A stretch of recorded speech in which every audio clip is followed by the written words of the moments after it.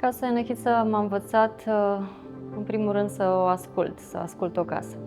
Orice fel de intervenție, până la urmă, la o clădire istorică, indiferent de valoarea ei istorică sau arhitecturală, necesită un anumit tip de apropiere. Cei care au vorbit cel mai mult cu clădirea nu suntem noi care venim doar punctual pentru a consilia un proprietar, ci sunt cei care utilizează de zi cu zi și văd micile detalii, micile schimbări. Cumva soluțiile și nevoia de intervenție a devenit mult mai clară, din cauza că ne-am luat suficient timp să analizăm, să facem studiile care erau necesare și să luăm deciziile care aduceau beneficii pentru clădire. Experiența e ceea ce contează în toată povestea. Intuiția fără experiență duce la eșecuri. Fără experiență și fără pregătire în prealabil. Primul lucru și elementul esențial și care trebuie să fie susținut de cât mai mulți dintre noi este de a urmări comportarea în timp. Primul lucru pe care trebuie să-l facem, trebuie să ne uităm cum se comportă în timp și să fim atenți la orice schimbare, oricât de mică, apare în casă. O fisură, o degradare a tencuielii, o mică înclinație la nivelul pardăselii. Orice element care se modifică față de situația anterioară trebuie să fie notat și după care, bineînțeles, vorbești cu specialiști pentru a putea să îți dea soluțiile tehnice optime de intervenție. Eu sunt cel care acordă garanție pentru lucrare. Eu sunt cel care răspunde pentru lucrare și din punct de vedere structural și din punct de vedere al finisajelor. Casa avea tasări la fundații și atunci s-a injectat terenul pentru stabilizarea necesară. În partea cealaltă au fost injectările de la pereți de aici din spate, toată zona de aici era fisurată și s-au făcut injectări la perete după ce s-au făcut injectările de teren.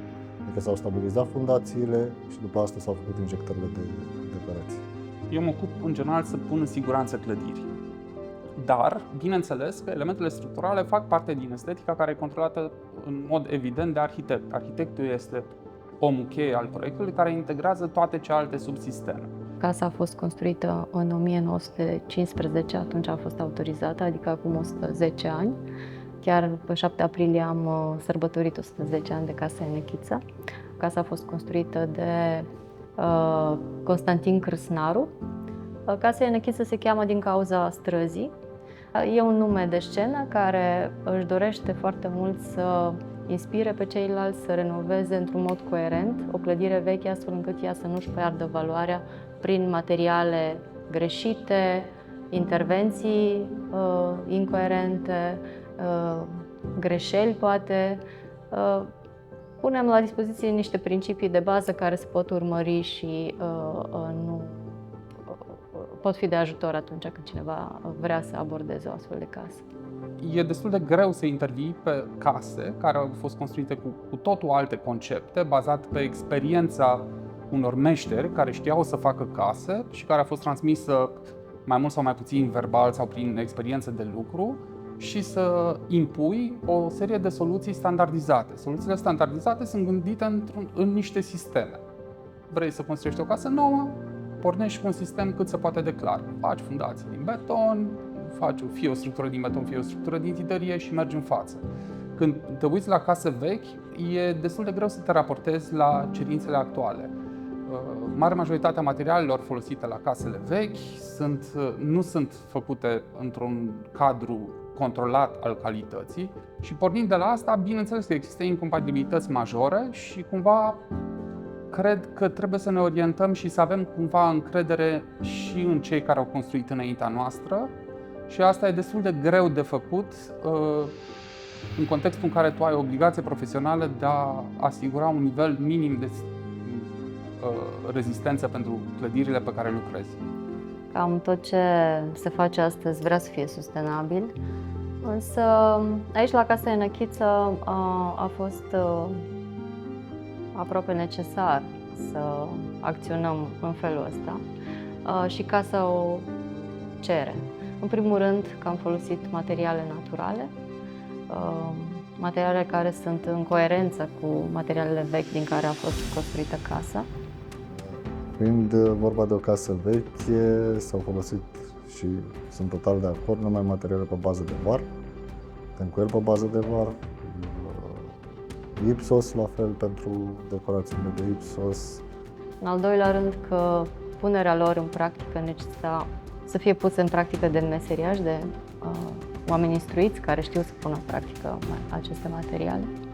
E greu de găsit oameni pricepuți care să facă lucrurile așa cum se făceau înainte, la același nivel de calitate și cu aceeași înțelegere. Acesta sobe este din perioada veche, în casele boierei se făceau teracote, iar la țăran erau sobele din cărămidă văruite.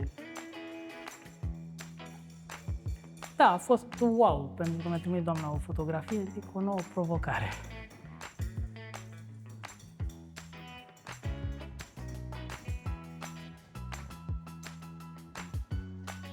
Este independentă energetic, grad de poluare mai mic, față de o centrală sau un sistem de încălzire. Dacă se utilizează doar lemnul scade calitate și se face mentenanța. Nu usucă aerul din cameră, deci putem locui în siguranță. Randamentul să fie cât mai bun, să fie peste 80%, să ne încadrăm în normativele europene actuale. O masă de stocare cât mai bună să țină căldura între 12, poate și 24 de ore în funcție de izolația casei și dimensiunea. Și economic. Să avem un randament bun și economie la lemne. Există destul de multe elemente tehnice sau sisteme tehnice noi care îmbunătățesc comportarea structurii. Unele sunt inovații sau prezentate ca fiind inovații, iar altele sunt elemente cât se poate de vechi. S-a dovedit că o tâmplărie foarte bună chiar și după 110 ani. Stratul exterior este din stejar, stratul interior este din lemn rășinos. A fost curățată complet, după aceea a fost vopsită, iar în cazul la două ferestre am introdus și strat de geam termopan subțire la interior. Este foarte important că în felul ăsta este și eficientă. Se creează acel strat de aer care devine tampon între interior și exterior. Da, au fost destul de multe.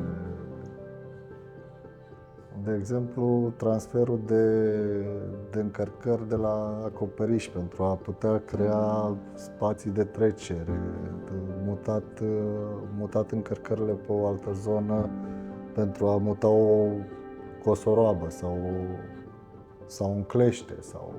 Cel mai mult pe zona de mansardă a fost partea asta de intervenție structurală.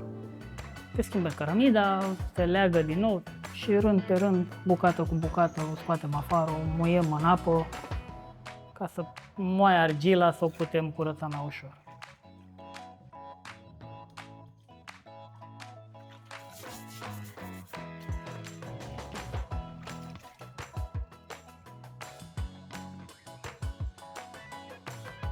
Cea mai mare grijă este să nu mi se fisureze plăcile, să crape cât mai multe, să fie nevoie să le leg, să le schimbăm.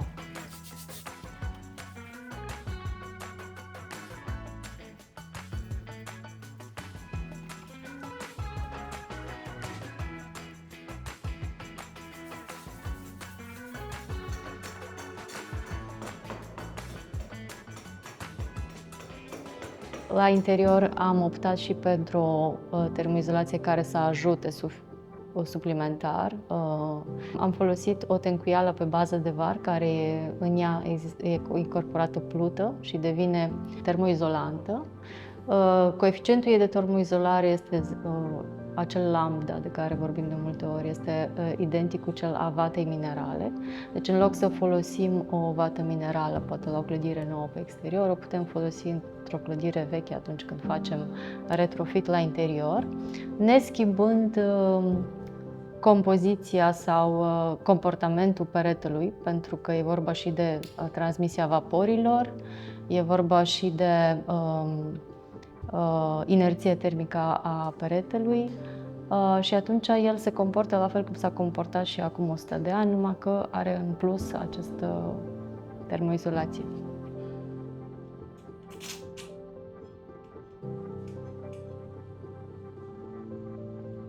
una dintre problemele tehnice oarecum recurente pentru tot ce înseamnă structuri în București. Apar dintr-o lipsă acută de întreținere și grijă acordată în timp clădirilor. Cum spunea cineva, nu există nu se poate, există doar nu vreau sau costă.